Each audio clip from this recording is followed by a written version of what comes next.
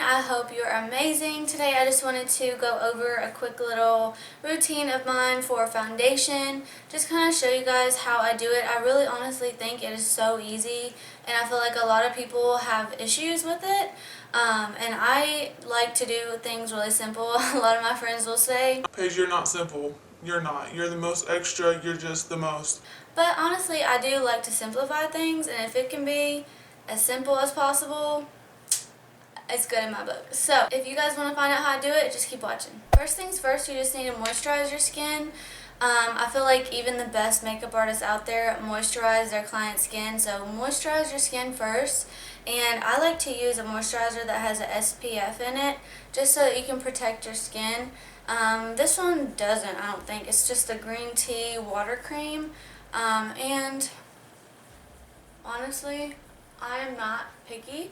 I'm pretty versatile when it comes to like creams and stuff. My skin's pretty compliant. I mean, I can use pretty much any type of cream. My favorite moisturizer cream is like a water cream. But I mean, you can always use whatever. Just make sure that whatever kind of moisturizer you're using is not super thick and can dry really quick, because you don't want to put on your foundation on top of like clumpy, wet moisturizer. So next is to prime your face. I'm just going to use Smashbox Photo Finish Foundation Primer. And I'm the same way when it comes to primers. I don't have to have like a specific one. My favorite from like drugstore would have to be the, what is it, L'Oreal Lumi? Yeah, L'Oreal Magic Lumi. This is my favorite primer just because I feel like on the days where I'm like, ooh, your face still looks good after 5 hours, honey. What? And then I realized, you know, like the primer that I use all the time is that primer. So a lot of makeup artists don't even use primer though, and I guess it's understandable because they don't want anything messing with how the foundation goes in your skin. It's really just personal preference though when you're doing your own makeup. So, and if you're wondering why my eyes are so done up, it's because I'm filming another video on the Kylie X Jordan palette, and obviously, this looks bomb, so you need to go check it out. Next step is to take your foundation. I just have the Maybelline Fit Me, and this is actually kind of light because I did self-tan, but it's going to work because I have another foundation. Some of y'all are thinking, how's this simple at all? It is, just wait. Then I have this little Real Technique sponge, the diamond sponge. I was looking for a sponge with points to reach my inner eye like that. And the Beauty Blender sponges, this is a Real Technique sponge too, but look at that. It's just not pointy enough. I guess my eyes go in more right here, and I need something to get in there because it drives me nuts when I have to stretch. So I'm just going to tap in. I put a little bit on my hand. And I never understood why people put makeup on the back of their hand, but it makes sense now, so you can honestly get how much you actually need and not just load your face up. But I'll be honest, when I'm going to work, I will actually load my face in makeup because I'm in a rush, you know what I mean? It's literally the story of my life. And another point, it's important to shake your foundation. Whatever kind of foundation it is, you need to mix it up. This is the Becca Aqua Luminous Perfecting Foundation, and this is kind of dark, so this is going to balance out my really light foundation. And you don't have to do this. If you have one foundation that you like, go for it. This is new. I haven't done this before.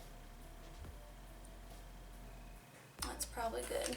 And then just go to blending.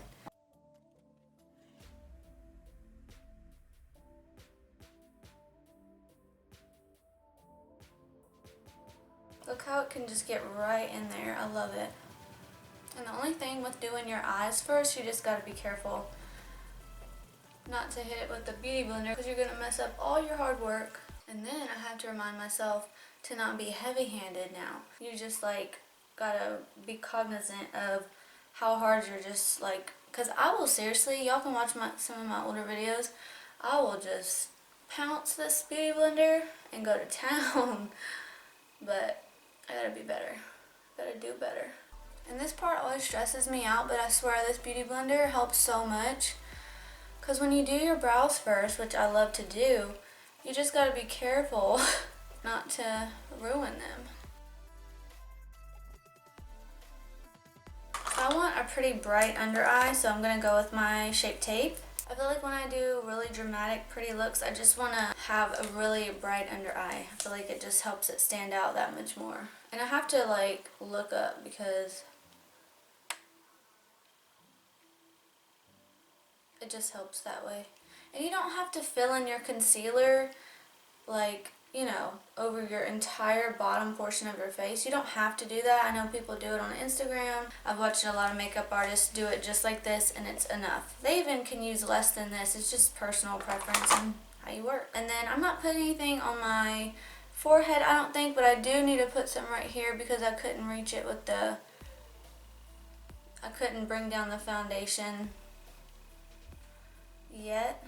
And these are the areas where I like to lighten. I used to do my forehead, but I get so oily, so I just kind of quit. And it's actually really helped because the less product you have there, your skin's not trying to like build oil and like protect itself as much. Then you just go and buff it out. See, that's why I love the sponge. You just go buff it right out. I'm just holding my palette right here so that I can keep my eyes up. That's another thing, like if you have under eye wrinkles, which literally everyone does to some extent, if you look up and like hold a mirror or something, it really does help you because you're stretching your eye up. Okay, look how nicely that's blended. And I'm not switching tools, I'm not doing anything. We're gonna go to a corn maze tonight. People are gonna be like, girl, are you dressed up? Because look at all this makeup. Your face is beat. Next and not last is contour. I have Anastasia Beverly Hills. It's a foundation stick in the color Shadow. And I'm just going to use this as a contour stick. And a tip that I literally just learned because I finally decided to listen to people and try it is to warm up your concealer. Like, look how stiff that is. I can't even circular motion it. But if you just keep going, it like warms up like oil or grease or something. It's just really weird. And that helps it glide on your face so you're not pulling your foundation. And another tip is don't put on any powders yet, because if you do this, your foundation is going to move all over the place. And I just kind of do this really simple, and I don't want to go too far down because this is my cheek. Everyone's face shape is different, and I don't want to go past where I went. And I just choose this color because I really like cool tones. And then I also contour right here. It's probably too much, but it's okay. Just like that. And then why not? We'll go ahead and get the nose right there. I only do my nose when I'm feeling extra. And then take your same blender and we're gonna buff it all out. That's why I'm saying, like, it's so simple. If you want a simple way to do your makeup every day, this is it. And just make sure, like, when you do this and use the same beauty blender, you want to turn it, or just make sure that you're using a different side of it. See how already I just touched it barely and it's already blended? That's why I love using the same tool. Done. I'm not even going to do any more. And there's dimension there. You can see it like shadows right there. It's enough. You can keep going if you want, add a deeper color if you want, but we're also going to layer it with powder because every cream that you put on your face, you should layer it with the powder. That way you're setting it. So when I do it like this with the blender, I just kind of push and then like swipe, but really light swipes because I don't want to move my foundation because sometimes when it dries really quick, your foundation, it will move underneath, and that is the most frustrating thing for me. Like, I get so upset when my foundation moves. So, and that's another reason why you should not set your under eye. You shouldn't set anything until you're done with all your cream products, because when your foundation moves, ooh, it is the hardest thing to fix ever, especially if you have powder all over your face. And you can look up charts for your face shape, like where you should contour, because you may not need to contour where I'm contouring. Okay, so let's go and set the whole face. First we need to buff out and make sure you're using the non-contour side of your sponge. Buff out any creases that may have formed under your under eye. And I have my Laura Mercier translucent powder, and I'm literally gonna dunk it right in there. Some of you, if you've been watching me for a little bit, I don't like this powder that much. I just don't, because I feel like it is so thick and so dense, and it leaves like a film sometimes underneath my eye. I don't know, it's probably something I'm doing wrong, but yeah. You're just gonna put it right underneath your eye. I know it's gonna look crazy.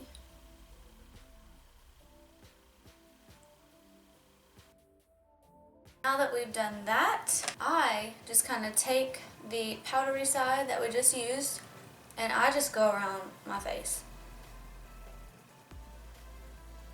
I get really oily right here. The foundation starts to like crease up. I guess it's oily right here for me. And I just like to put some powder right in the crease of my nose to kind of prevent it from moving around later. And I especially like to hit the forehead because my forehead gets so oily. Now you have that really matte finish, which I personally adore it. If you don't like it really matte and maybe you have dry skin, then it's probably best to use a little bit less powder. I personally like it. You just gotta kind of find your way. And then you can take a brush, but like we're saying, we're using one tool.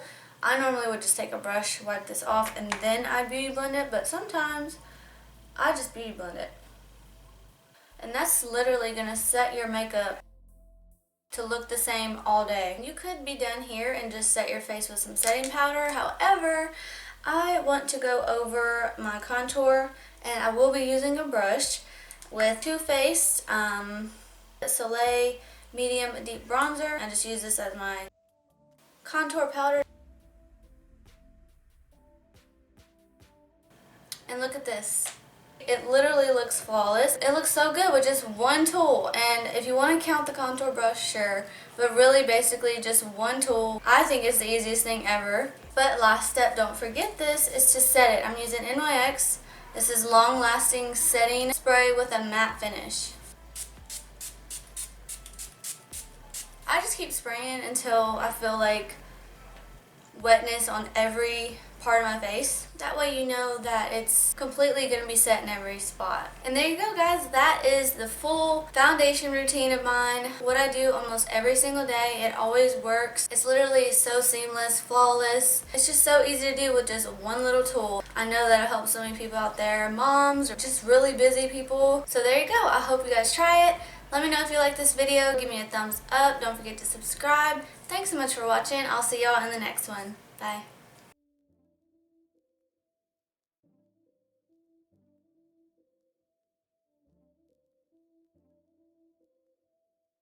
Especially if you're doing highlighting or light contouring or concealing first, then just make sure you use a different side of the blender because you don't want the brown deep color to get on your concealer. Make sure that if you are concealing after you contour, that you have to, I don't even know what I'm trying to say.